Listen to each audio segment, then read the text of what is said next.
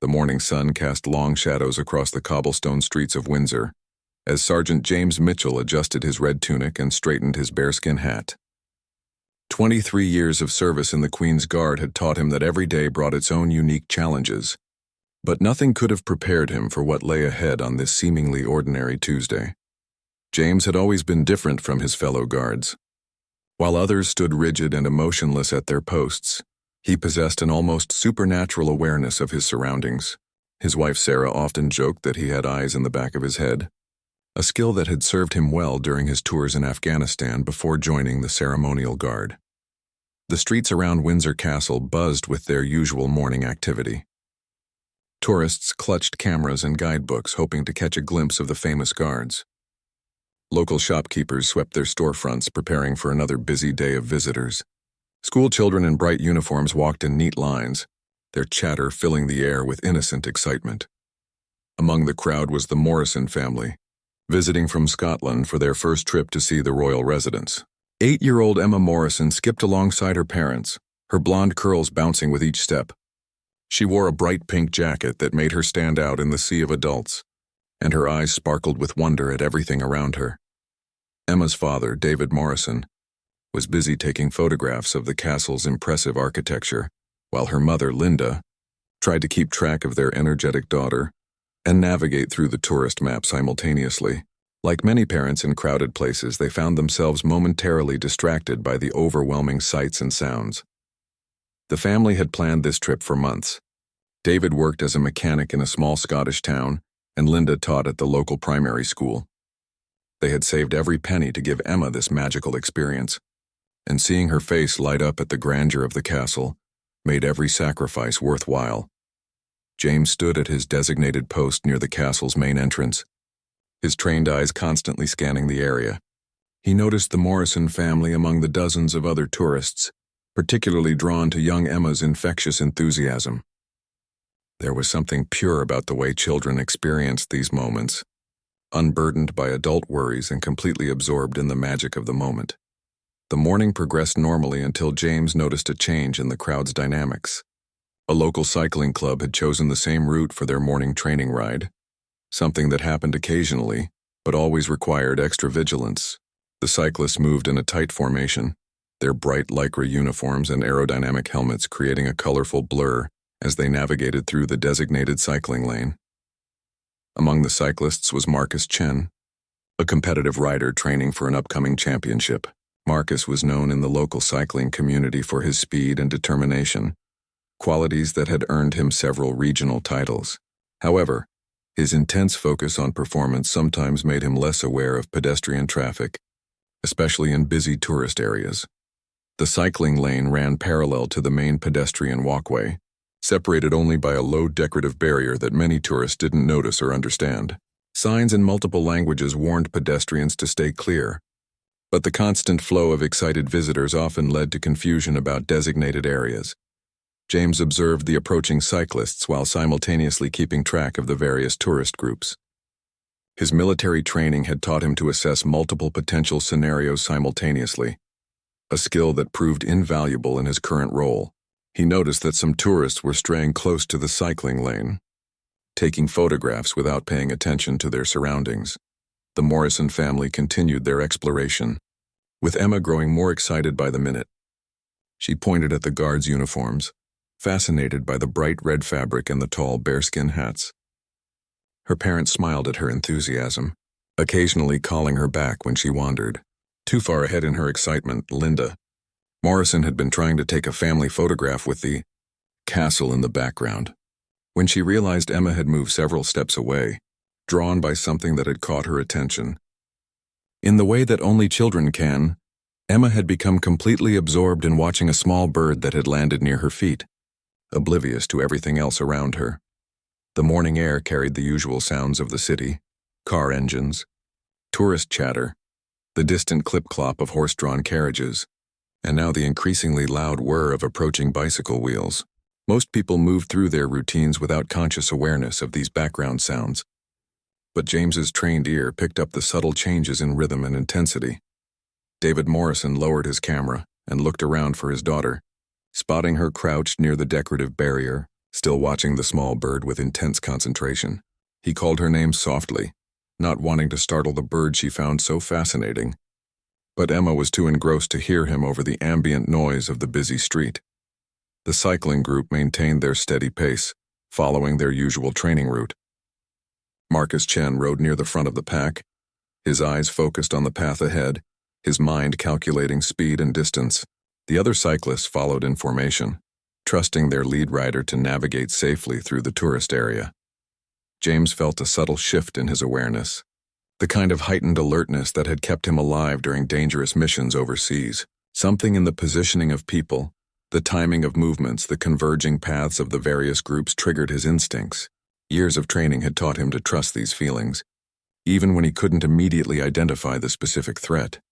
The little bird suddenly took flight, startling Emma and causing her to stumble backward toward the cycling lane.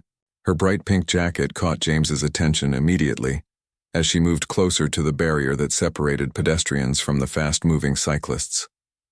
In that moment, all of James's training, experience, and natural protective instincts converged into a single point of focus. The stage was set for a collision between innocence and speed, between a child's natural curiosity and the unforgiving physics of momentum. But standing nearby was a man whose entire life had prepared him for exactly this type of split-second decision, even though he didn't know it yet. Time seemed to slow as James watched Emma stumble backward from the startled bird. His military-trained mind immediately calculated trajectories, speeds, and distances with mechanical precision.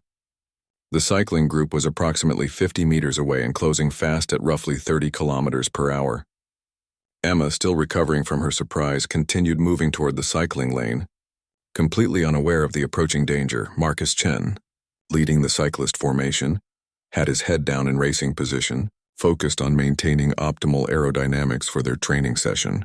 The morning sun created a glare on his helmet visor, slightly reducing his peripheral vision. Behind him, 6 other cyclists followed in tight formation, trusting his navigation and completely unaware that a small figure in bright pink was moving into their path.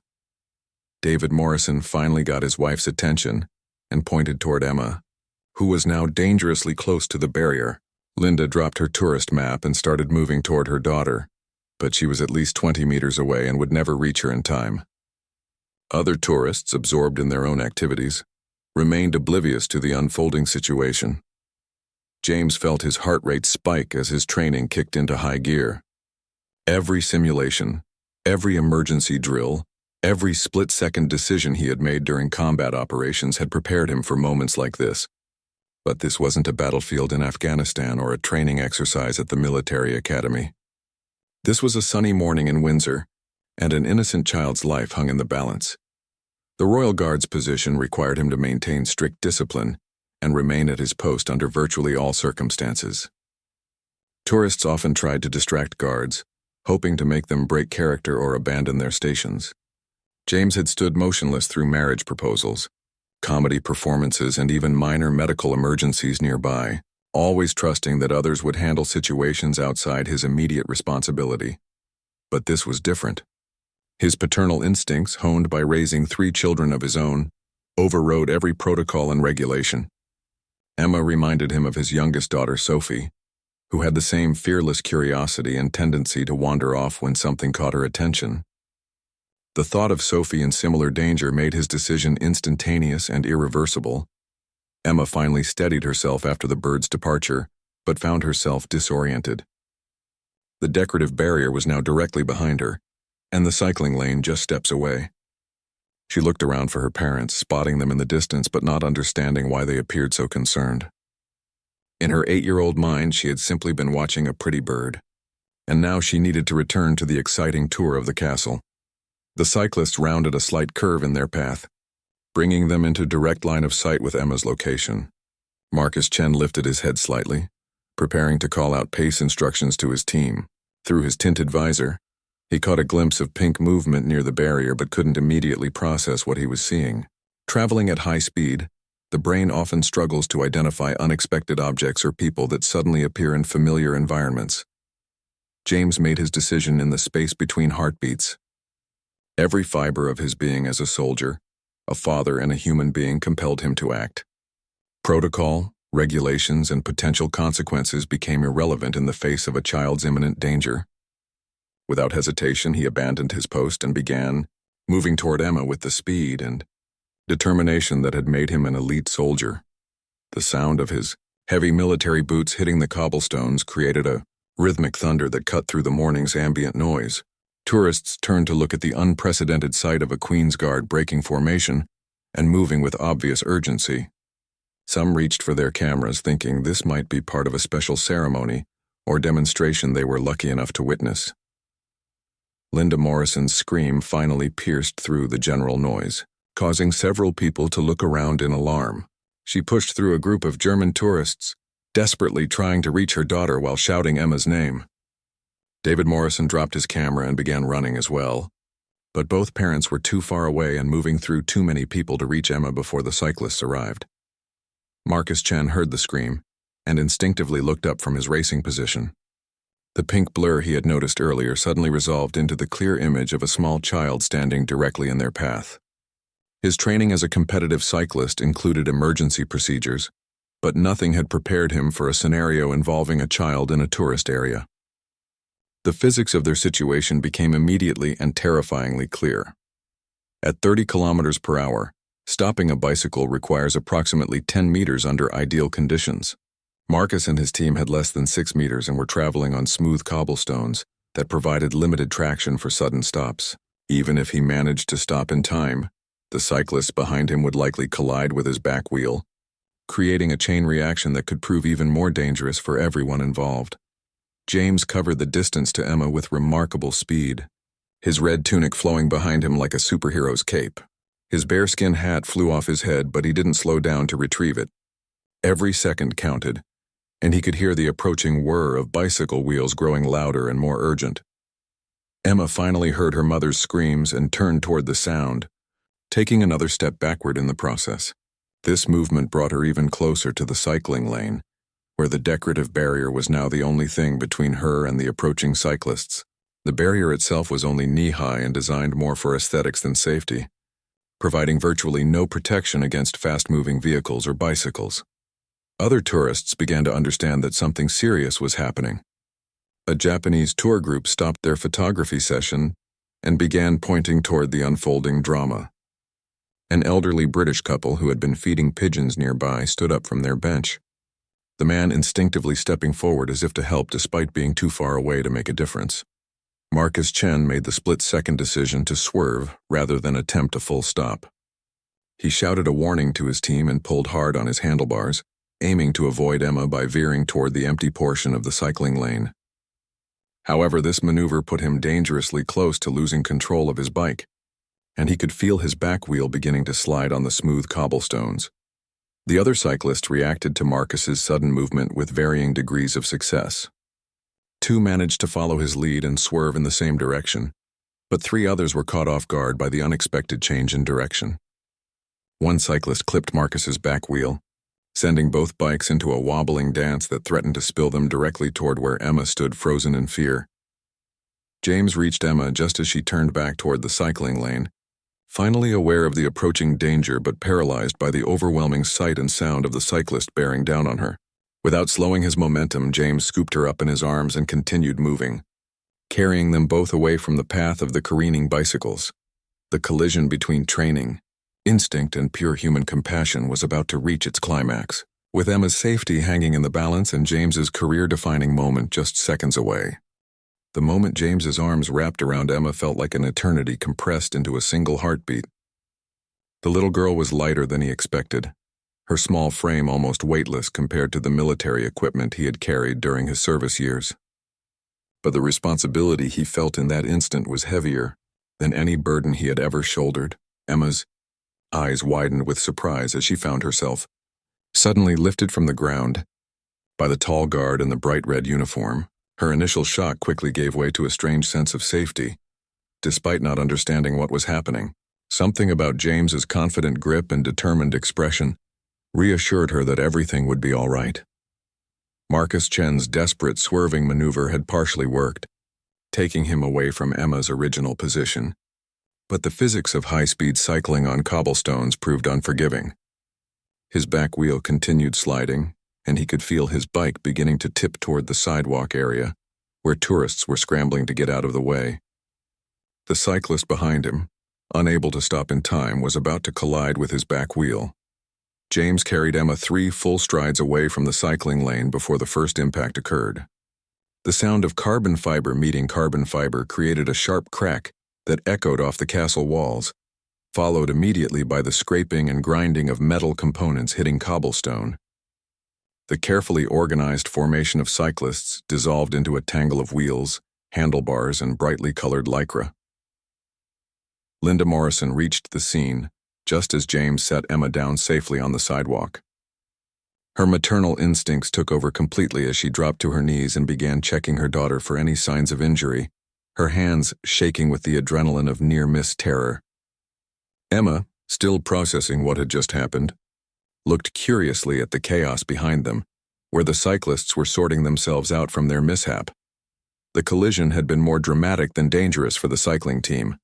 Marcus managed to maintain enough control to avoid serious injury, though his bike suffered significant damage to the rear derailleur and back wheel. 2 other cyclists went down but were already getting back to their feet, their protective gear having done its job. The remaining team members had managed to stop safely further down the path. David Morrison finally caught up with his family, his face flushed from running and his camera hanging forgotten around his neck. He looked back and forth between his unharmed daughter and the impressive figure of the royal guard who had just saved her life.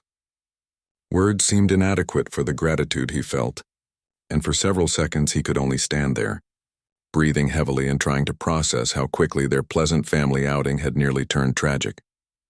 James straightened his uniform and retrieved his bearskin hat from where it had fallen during his sprint. His hands trembled slightly as he placed it back on his head, the full weight of what had just occurred beginning to settle in his mind. He had abandoned his post, broken protocol, and acted entirely on instinct in front of dozens of witnesses and countless cameras. The crowd of tourists that had initially scattered now began to reform around the scene, many of them holding up phones and cameras to capture the aftermath of the dramatic rescue. James could see the mixture of admiration and curiosity in their faces, but he also knew that several of them had likely recorded his breach of protocol. The footage would probably be posted on social media within minutes. Marcus Chen approached the group, having left his damaged bicycle with his teammates. Despite his own shaken state, his first concern was for the child who had nearly been involved in what could have been a terrible accident. He knelt down to Emma's eye level, his professional cycling helmet making him appear somewhat less intimidating than he might have otherwise. Emma studied Marcus with the same intense curiosity she had shown the bird earlier.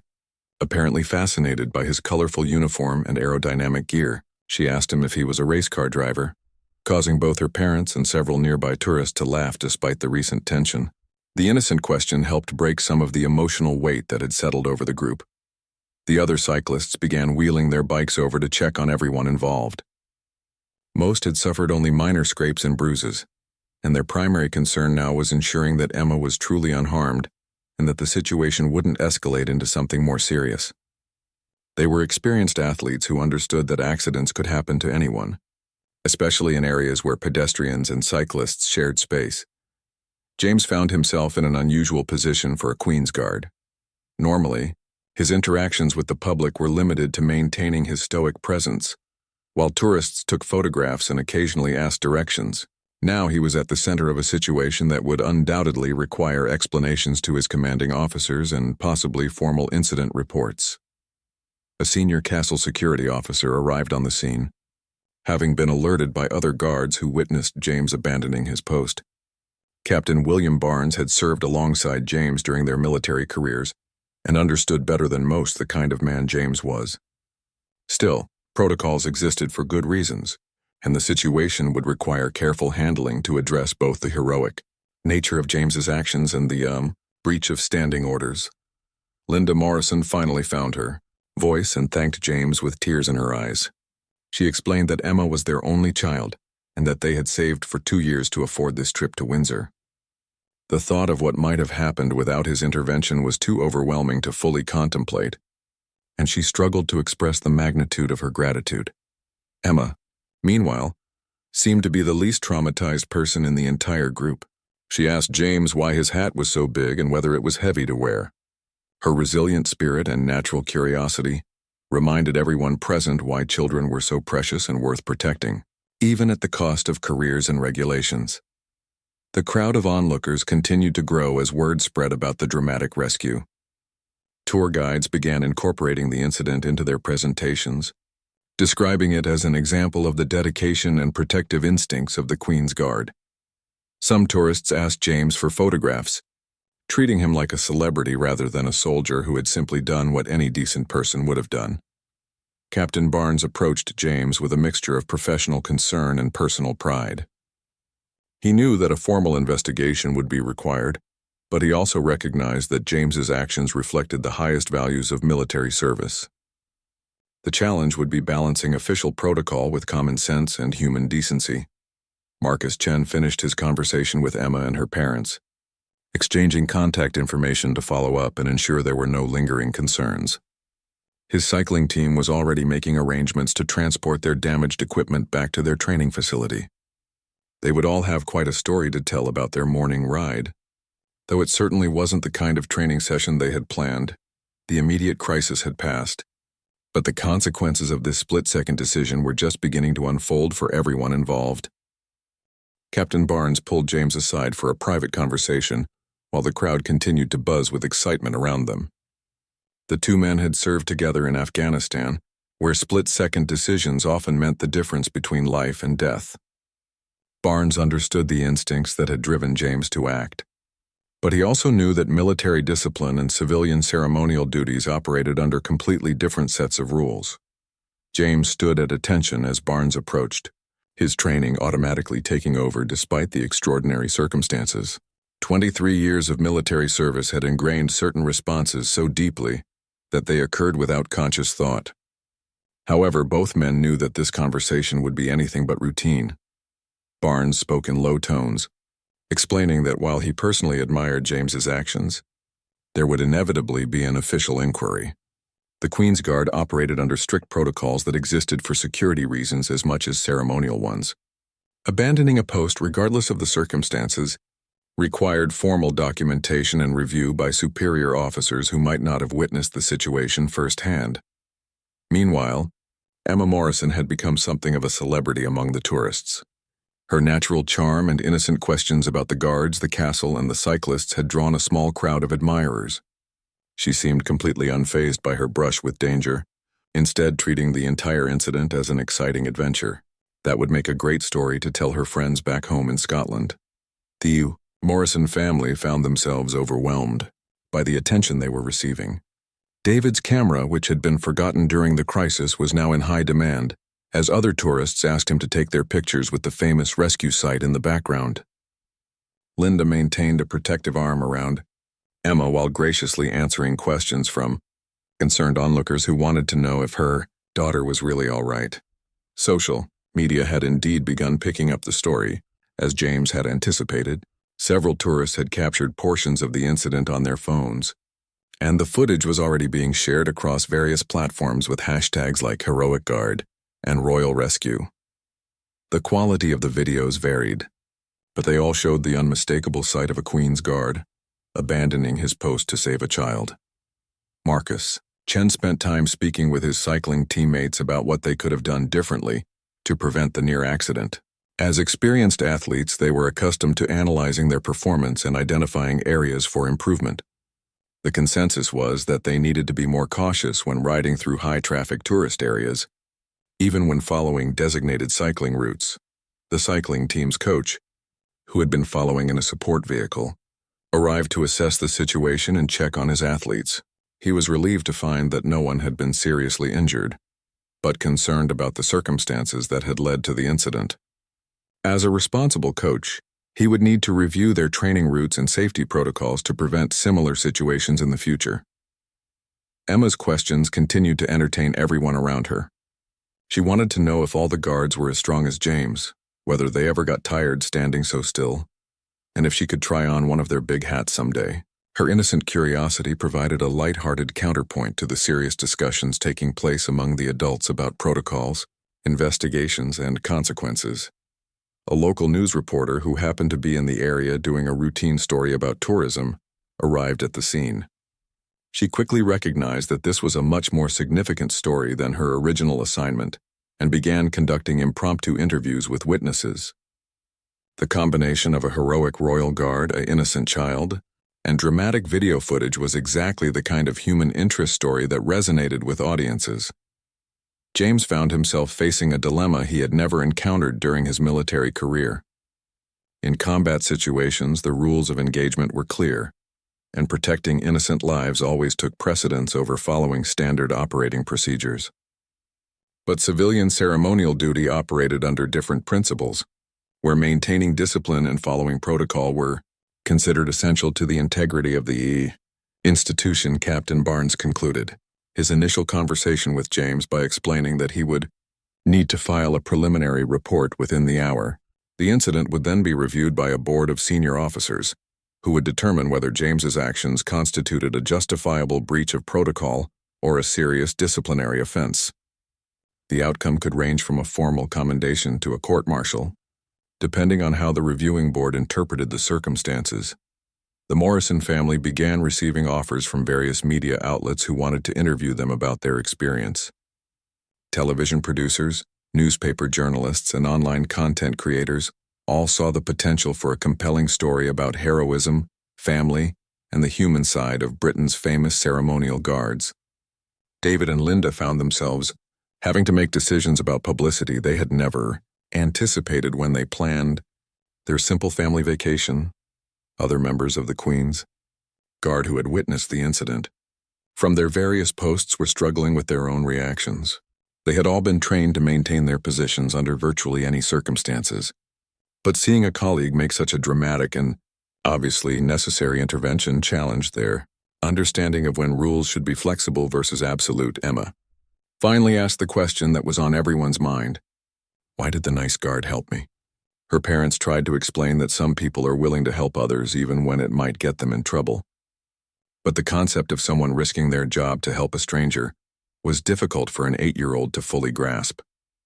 Her innocent question highlighted the moral complexity of the situation in a way that all the adult discussions had not. The crowd of tourists continued to grow as word spread through the various tour groups visiting Windsor that morning. Guides found themselves deviating from their planned presentations to discuss the incident, and some visitors were more interested in seeing where the rescue had taken place than in learning about the castle's historical significance. James remained professional and composed throughout the interviews and discussions, but those who knew him well could see the internal conflict he was experiencing. He had no regrets about saving Emma, but he was deeply concerned about the implications for his career and his ability to continue serving in a position he had worked decades to achieve. The local police arrived to document the incident, though it was clear that no crimes had been committed and no charges would be filed. Their primary concern was ensuring that traffic flow returned to normal and that the large crowd of onlookers didn't create additional safety hazards. They took statements from the key witnesses and collected contact information for their reports. Marcus Chen made a point of thanking James personally before leaving with his cycling team. He recognized that the guard's quick thinking had prevented what could have been a tragic accident that would have haunted everyone involved. The cyclist's genuine gratitude and obvious relief provided James with some reassurance that his decision had been the right one, regardless of the official consequences. As the immediate excitement began to die down, the longer-term implications of the morning's events started to become clear. James's moment of heroic instinct had saved a child's life, but it had also set in motion a series of official processes that would ultimately determine the future of his military career. 3 days after the incident, James sat in the waiting area outside Colonel Harrison's office at Wellington Barracks, the home of the Guards Division.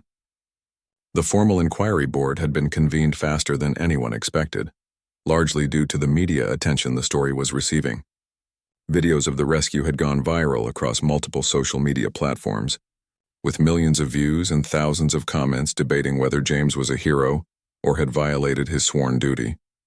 The media coverage had taken on a life of its own. British tabloids ran headlines like "Guard Angel Saves Tot" and "Hero in Red," while more conservative publications questioned whether ceremonial guards should ever abandon their posts. regardless of circumstances. International news outlets picked up the story as an example of British values and military dedication, but also as a debate about when rules should be flexible. Emma Morrison had become an overnight sensation. Though her parents tried to shield her from most of the attention, the family had returned to Scotland, but journalists continued to contact them for follow-up interviews. Emma herself seemed largely unaware of the controversy surrounding her rescue, instead focusing on telling her classmates about meeting the nice guard with the big hat during her holiday.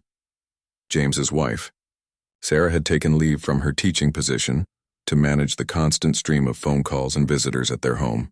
Reporters camped outside their house. Neighbors offered support and opinions, and fellow soldiers called to express both admiration and concern about the potential consequences James might face.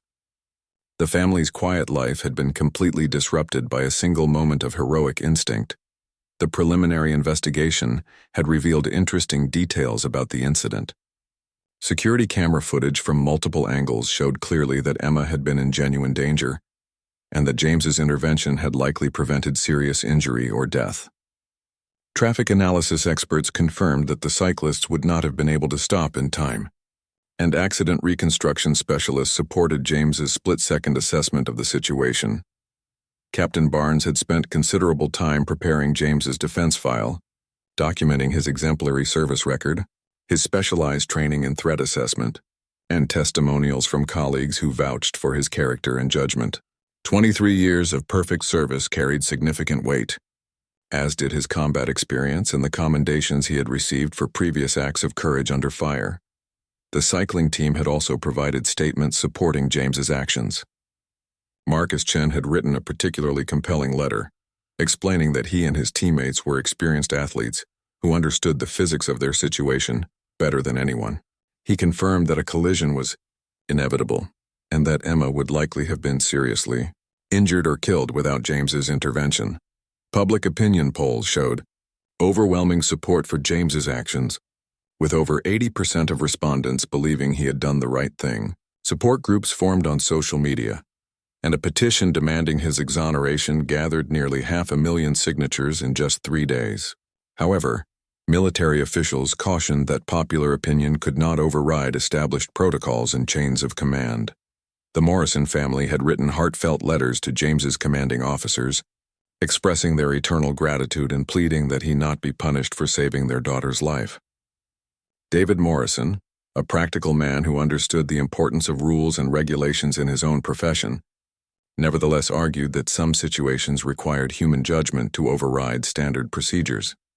Religious leaders, child safety advocates, and veteran organizations all weighed in on the controversy. Most supported James's actions, arguing that protecting innocent life represented the highest military values, and that rigid adherence to ceremonial protocol should never supersede basic human decency. However, some military traditionalists worried that excusing breaches of protocol, even heroic ones, could undermine the discipline essential to military effectiveness. James's 3 children had mixed reactions to their father's sudden fame. His 2 older sons, both teenagers, were proud of their father's heroism, but embarrassed by the media attention and the way it disrupted their normal routines. His youngest daughter, Sophie, who was close to Emma's age, simply wanted to know when the reporters would stop bothering their family, and when Daddy would stop looking so worried all the time. The Queen's Guard had a long and distinguished history of maintaining discipline and following protocol under the most challenging circumstances. Stories were legendary of guards who had maintained their posts during air raids, protests, and various disruptions. Some military historians argued that allowing exceptions to this tradition, even for heroic reasons, could weaken the institution's credibility and effectiveness. Colonel Harrison had his own complicated feelings about the situation. As a career military officer, he understood the importance of discipline and the dangers of allowing individual judgment to override established procedures.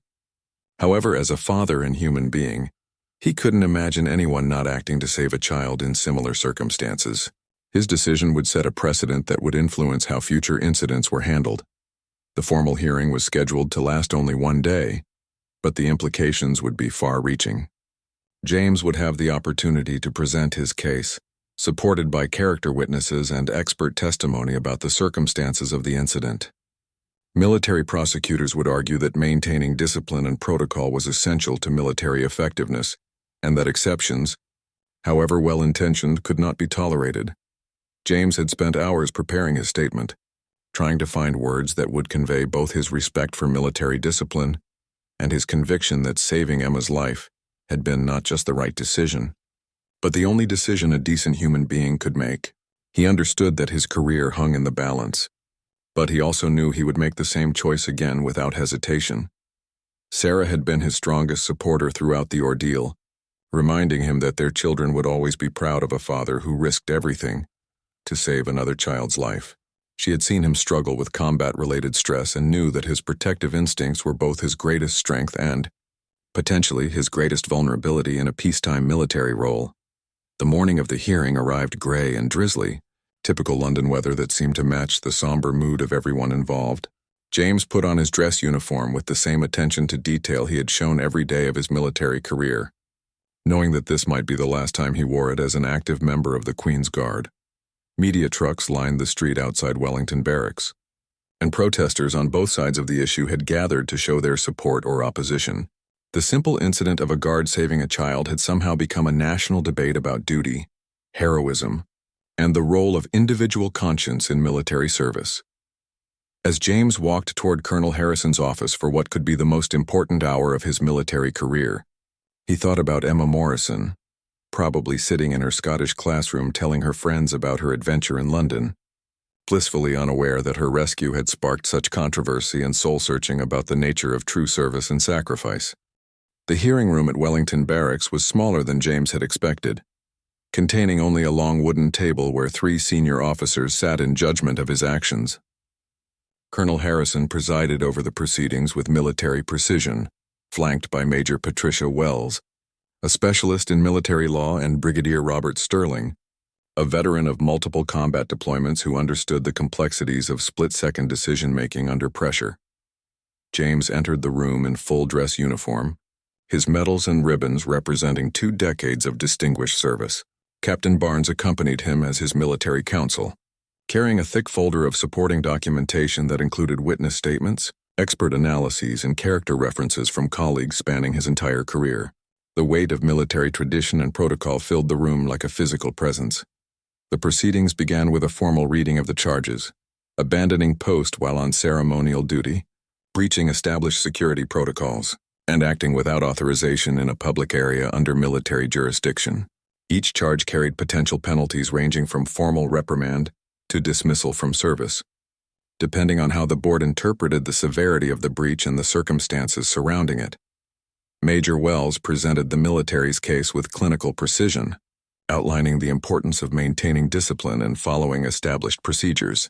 She argued that the Queen's Guard represented centuries of tradition, and that allowing individual judgment to override orders, even in exceptional circumstances, could undermine the entire foundation of military discipline. The ceremonial guards were trusted with protecting one of the world's most important symbolic sites, and that trust required absolute adherence to protocol. The prosecution's argument was not without merit. Military effectiveness depended on soldiers following orders without hesitation, even when those orders seemed counterintuitive or personally difficult. Combat situations often required soldiers to maintain positions or follow strategies that might seem wrong from an individual perspective, but served larger tactical objectives that only commanding officers could. See, Captain Barnes rose to present James's defense, beginning with a comprehensive review of his service record. 23 years without a single disciplinary action, multiple commendations for bravery, successful completion of specialized training programs, and testimonials from superior officers who described him as the epitome of military professionalism. This was not a soldier who casually disregarded orders or acted impulsively without good reason. The defense then shifted to the specific circumstances of the incident. Captain Barnes called Marcus Chen as a witness, and the cyclist's testimony was compelling and emotional. Marcus described in detail the physics of the situation, explaining that even with maximum braking effort, the collision was inevitable. He estimated that Emma had less than 2 seconds before impact, and that James's Intervention was the only thing that prevented what would certainly have been a fatal accident. Video evidence from multiple angles supported Marcus's testimony. The board watched security camera footage that showed Emma's movement toward the cycling lane, the approaching cyclists, and James's lightning-fast response. Accident reconstruction experts had analyzed the footage frame by frame, confirming that the mathematical probability of avoiding collision without intervention was essentially zero. Emma's parents had traveled from Scotland to provide victim impact statements, though in this case their impact was entirely positive regarding James's actions. Linda Morrison's emotional testimony about watching her daughter nearly die, and then witnessing her miraculous rescue, brought visible emotion to the normally stoic military proceedings. David Morrison spoke as a working-class father who understood both the importance of following rules and the higher importance of protecting innocent life. The most powerful testimony came from James himself. Standing at attention, he explained his thought process during those crucial seconds. He had assessed the threat, calculated the timing, recognized that no one else was in position to act, and made the decision that his training and conscience demanded. He acknowledged breaking protocol but stated unequivocally that he would make the same decision, again under identical circumstances. James's statement revealed the internal conflict that many soldiers faced between rigid adherence to orders and the moral imperative to protect innocent life. He spoke about his 3 children and how his parental instincts had combined with his military training to create an irresistible compulsion to act. He had sworn an oath to serve and protect, and in that moment, protecting Emma Morrison had represented the highest expression of that oath. Brigadier Sterling asked pointed questions about alternative actions James might have taken. Could he have shouted a warning instead of leaving his post? Could he have trusted that the cyclist would avoid Emma, or that her parents would reach her in time? James answered honestly that he had considered these possibilities in the split second available to him, but concluded that none would have been effective given the speed and timing of events. The board recessed for deliberation, leaving James to wait in an adjacent room with Captain Barnes and his wife Sarah, who had been permitted to attend the proceedings. The 30-minute recess felt like hours as James contemplated the possible outcomes. Best case, he would receive a formal reprimand and continue his career with a blemished record. Worst case, he would be dismissed from service and lose the career that had defined his adult life. Outside the barracks, media trucks waited for news of the verdict. The story had continued to capture international attention, with editorial writers and television commentators debating broader questions about duty, heroism, and moral courage. Public opinion remained overwhelmingly supportive of James, but military justice operated independently of popular sentiment. When the board reconvened, Colonel Harrison's expression revealed nothing about their decision. He began by acknowledging the unprecedented nature of the case and the complexity of balancing military discipline with human compassion. The board had considered not just the immediate circumstances but also the precedent their decision would set for future incidents involving similar moral dilemmas. The verdict came in 3 parts. First, the board found that James had indeed violated established protocol by abandoning his post without authorization. This was a factual determination based on clear evidence and admitted by James himself.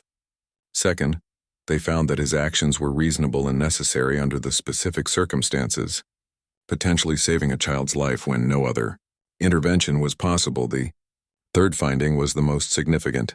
The board determined that James's actions represented the highest values of military service and reflected credit upon himself, his unit, and the British Armed Forces.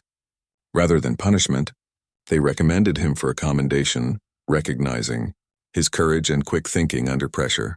Colonel Tar Harrison explained that the board had struggled with the apparent contradiction between finding James guilty of a protocol violation while simultaneously recommending him for honors. The resolution came from recognizing that exceptional circumstances sometimes required exceptional responses, and that true military leadership meant knowing when rules must yield to higher moral imperatives. The decision sent ripples through military legal circles and would be studied for years as an example of how military justice could balance discipline with humanity. James's case became a teaching tool in military academies, illustrating the complex ethical decisions that soldiers might face when formal procedures conflicted with moral obligations. For Emma Morrison, now back in her Scottish classroom, the outcome meant that the nice guard with the big hat had been recognized as a hero rather than punished for helping her. Her innocent question about why someone would risk getting in trouble to help a stranger had been answered in the most affirming way possible by the very institution that valued duty and discipline above all. Else James returned to his duties with the Queen's Guard, but his perspective on military service had been forever changed by those few seconds of decision-making. He continued to stand at his post with the same dedication and professionalism, but he also carried the knowledge that true service sometimes meant having the courage to act beyond the boundaries of written orders when human life was at stake. The rescue of Emma Morrison became more than just a heartwarming news story. It became a testament to the idea that the highest military virtues, courage, selflessness, and protection of the innocent, sometimes transcended the rigid structures designed to contain them. In saving one small girl, James Mitchell had reminded everyone what it truly meant to serve and protect.